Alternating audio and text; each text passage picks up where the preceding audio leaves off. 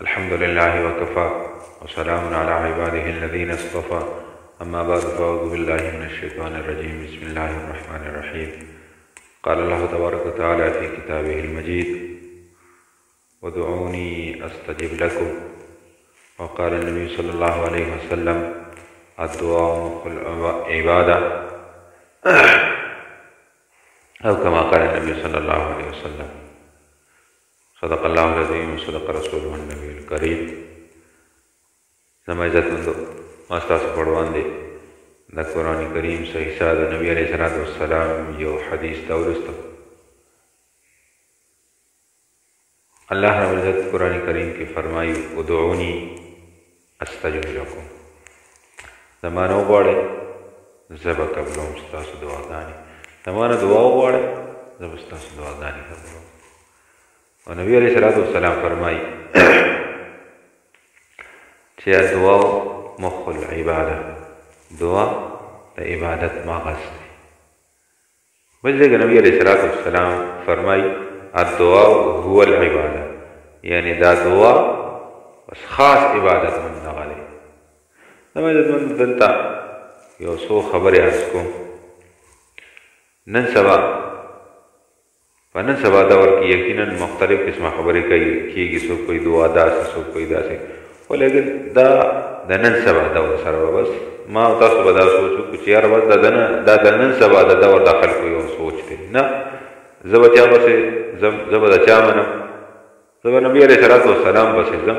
هغه کومه طریقه اختیار کړې ده هغه به اختیاروم، او چې الله رب العزت را رسوي هغه به کوم. الله رب العزت وایي ادعوني، زمانه وغواړه. او دا دعا یو داسې څیز دی که نه چې دی کې عاجزي ده، او عاجزي دا د الله رب العزت خوښ څیز دی. الله رب العزت شیطان په څه وجه مردود کړ؟ الله رب العزت چې کله اعلان وکړ چې آدم علیه السلام ته سجده وکړي، نو هغه انکار وکړ. په څه وجه؟ وایي چې زه خو د اور نه جوړ یم که نه، او اور کې اوچتوالی، اور چې همیشه ولګي بل شي دا په بره زور کوي، بر رواني، بره تښتي. او دغه چې کوم دی دا آدم علیه السلام د خاورې نه جوړ دی. خاوره چې هر څومره دغه شي دا به راځي واپس ځمکې ته. دې کې کمزورتیا د عاجزي ده، لاندې راځي. نو زه خو ګوره اوچت څیز یم او دا لاندې، نو زه درته څنګه سجده وکړم؟ یو قسمه غرور یو که تکبر یو. نو الله رب العزت مردود کړ. الله رب العزت غرور دا ناخوښه څیز دی، او عاجزي دا الله رب العزت انتهایی زیاته محبوب عمل دی. کله چې آدم علیه السلام د جنت نه راووت نو جاړي روایتو کې راځي چې دومره یې وژړل چې په مخ باندې اوښکو لارې جوړې کړې. خو لیکن دا یو نه وي چې یاره زه دا دومره وخت جاړم او چرته غرور ونه که تکبر ونه که چرته ځان مې ونه ګڼم. همیشه ته نه هغه عاجزي کول، او الله رب العزت نه غوښتنه حتی الله رب العزت معاف. مونږ دوه پیرې دعا وکړو بس بیا یاره بس نه قبلېږي. نه، الله رب العزت ته عاجزي خوښه ده، کښېنه ورته وغواړه. دا او بله یو عجیبه خبره ده زما عزتمندو، کله چې همیشتن ما او تاسو په پریشانو کې ګیر شو که نه، څنګه زمونږ سوچ دی، څنګه دا ماحول جوړ دی که نه، نو همیشتن مونږ کله یو پسې منډه، کله بل پسې منډه، کله یو طرف ته کله بل طرف ته، کله د چا نه مدد غوښتې کله د چا نه مدد غوښتې. او چې هر سړی جواب راکړي که نه، نو بیا زما او ستاسو ذهن ته هم صرف دغه یو خبره راځي، هغه کوئ چې یاره الله رب العزت ته کښېنه، د الله رب العزت نه وغواړه. بس دا هېڅوک هم نشي کولی که نه، صرف الله رب العزت یې کولی شي. دغه ټایم کې بیا زما او ستاسو ذهن ته دغه خبر راځي. نو دا دعا چې کوم دی دې کې عاجزي ده. ما ته پته ولګي چې یاره دا ټول مخلوق چې کوم دی دا زما د دې کار نه عاجزه دی، دا نشي کولی. بس اوس صرف یو ذات هغه پاتې دی چې هغه الله رب العزت دی، او هغه دغه کار کولی شي، هغه زما د پریشاني ختمولی شي. ما او تاسو بیا الله رب العزت ته کښېنو. دعا کې عاجزي ده، نو الله رب العزت ته عاجزي خوښه ده. او نبی علیه الصلاۃ والسلام وایي دعا د عبادت مغز دی. نو دغه خبرې خو لیکن د ټولو نه لویه خبره ده چې الله رب العزت وایي چې ادعوني زما نه وغواړه استجب لکم زه به یې قبلو.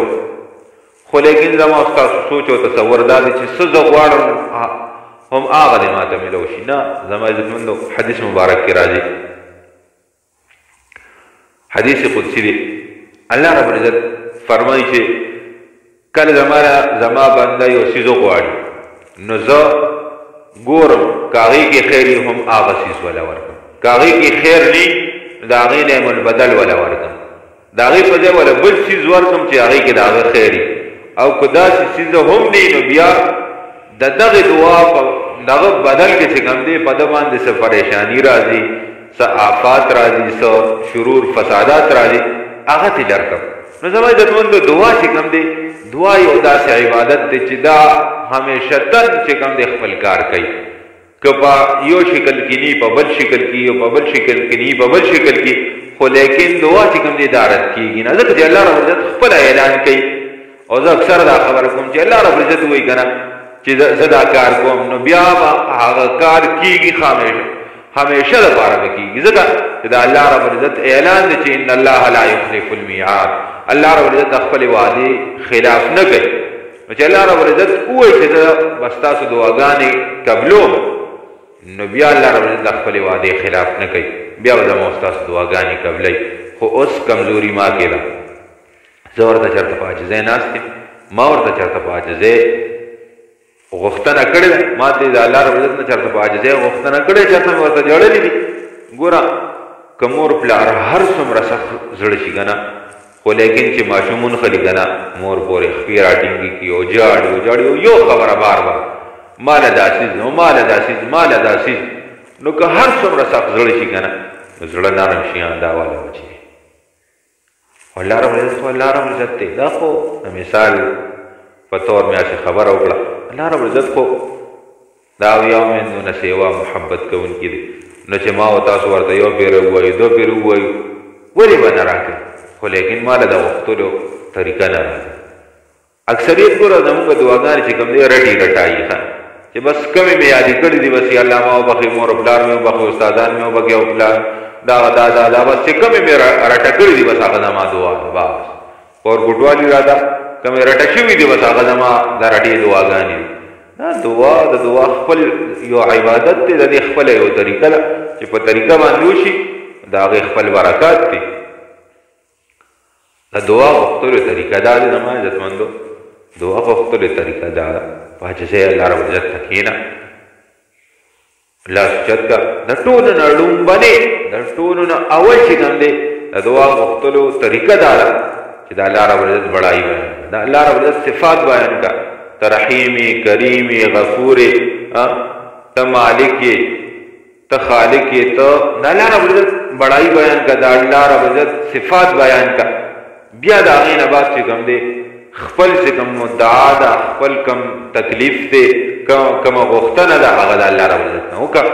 بیا د هغې نه بعد چې کوم دی په نبي علیه صلات وسلام درود نغه وکړې، درود و سلام وکړه. بیا د هغې نه بعد چې کوم دی خپله دعا ختمه کړه، بیا د الله رب العزت صفات بیان کړه او خپله دعا ختمه کړه. نو دغه دعا چې کوم دی دغه به نه رد کېږي. او بله یو عجیبه خبره زما عزتمندو هغه دا ده، یو بزرګ باره کې راځي، هغه وایي چې زما دعا چرم نه ده رد شوې. دا یو ډېره عجیبه نسخه بیانوم. هغه وایي زما دعا چرې هم نه ده رد شوې. نو خپل مرید یا خپل شاګردانو پوښتنه وکړه چې حضرت په څه وجه او څنګه ستاسو دعا څنګه نه رد کېږي، تاسو څنګه دعا غواړئ؟ نو د دعا غوښتنو طریقه ورته هغه ښایي. زه په داسې حال کې دعا غواړم چې کله مې پریشاني راشي او کله په ما سخت حالات راشي او زه دعا ته کښېنم، د هغې نه مخکې لاړ شم د خپل مور خپې ښکلې کړم، خپل مور ته کښېنم او د هغې خپې ښکل کړم، د هغې تلي ښکل کړم. بیا الله رب العزت ته کښېنم، بیا ورته وجاړم، بیا ورته ووایم چې یا الله د دې د خاطره د دې د خاطره دستانه دا پلان کې سیز غواړم او ما دا دغه سیز راکړي نو زما دعا چارې نظر اچي زما زمونږ دا خبره چې همیشه تن دعا غواړو خپل مور پلار دا ځان له یو عادت جوړ کړو چې یاره بس دا خپل مور پلار نه دي دا د خپل ځان دپاره جرګه ماران جوړ کړو ښه چې الله زما د دې مور پلار د دغې سپینو ډکو د خاطر زما دا پلان کې دعا قبوله کړي زما دا پلان کې مشکل حل کړي دا زما ځان دپاره جرګه ماران جوړ کړو د الله رب العزت په دربار کې نو انشاءالله زما ستاسو دعا به چرې هم نه رد کېږي ښه او دغه طریقه چې همیشه دن دعا غواړو چې د الله رب العزت بڑائی صفات دا پکې خامخایي نو انشاءالله الله رب العزت به چرې هم زما ستاسو دعاګانې نه رد کوي او همیشه دن ګورې په دعا غوښتلو باندې تنګېدل نه یو په دعا غوښتلو باندې چرې تنګېدل نه بس چې دعا غواړو هر وخت ځکه چې یو حدیث مبارک کې راځي چې کله د انسان د دعا اثرات په دنیا کې ونه ویني نو د قیامت پر چې کله دله عملنامه ورکړي شي که نه دې به حیران شي چې یاره دا نیکي دا ثواب دا ماته خو څه باندې مې روش دا دغه عملونه خو ما نه دي کړي دا دومره عملونه خو ما نه دي کړي دا دومره نیکۍ زما په عملنامه کې څنګه راغلي نو الله رب العزت به وفرمایي چې دا تا په پلانکي ټایم کې دعا غوښتې وه تا په دنیا کې د هغې اثر نه دی محسوس کړی دلته مې د دې لپاره مې دله هغه دعا ایښې وه د هغې بدل دا دی پلانکي ټایم کې دعا غوښتې وه د هغې بدل دا دی پلانکي ټایم کې دعا غوښتې وه د هغې بدل دا دی نو دا بنده به یو افسوس وکړي کاش چې په دنیا کې زما یو دعا ما د هغې اثر نه وي محسوس کړی چې دا ټولې دعاګانې چې کوم دی د هغې اثر او د هغې دغه چې کوم دی د هغې هغه ثمرات ما ته دلته میلاو شوي نو زما عزتمندو دعا ګورئ یو داسې عبادت دی چې د قیامت پر ورځ به زما او ستاسو په کار راځي که په دنیا کې ما او تاسو د هغې اثر محسوس نه کړو که نه د قیامت پر ورځ به ما او تاسو د هغې ثمرات میلاویږي دعا غوښتل پکار دي هر ټایم د الله رب العزت نه الله رب العزت دې عمل کول اسان کړي واخر الدعوانا الحمد لله رب العالمین